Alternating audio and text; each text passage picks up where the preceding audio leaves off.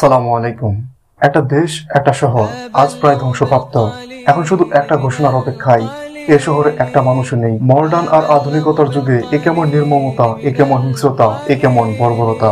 আমাদের ভাইদের উপর বর্বর ইসরায়েল গত 2 বছর যাবৎ আক্রমণ করে গেছে। আমরা যেন কিছুই করতে পারিনি। বিশ্বের বড় বড় নেতাদের কাছে নাম, যশ আর ক্ষমতার কাছে এই বর্বরতা যেন কিছুই নয়।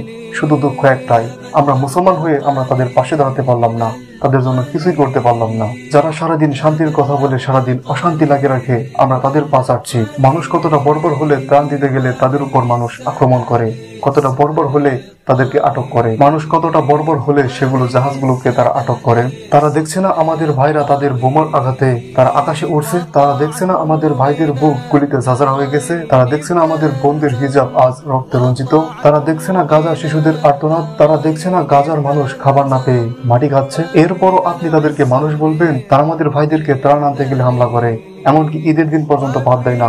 এদেরকে যদি আমরা মানুষ বলি তাহলে হয়তোবা আমরাই অমানুষ। এরা সবই দেখছে, এদের চোখ আছে, এরা চোখ থাকতেও এরা অন্ধ। তবে একজন আছেন আমাদের, যিনি কিনা অন্ধ নয়, তিনি হচ্ছেন মহান আল্লাহ তাআলা। তিনি নিশ্চয় জানেন ভবিষ্যতে কি হবে, তিনি নিশ্চয়ই ভবিষ্যতে ভালো কিছুর জন্য অপেক্ষা করাচ্ছেন।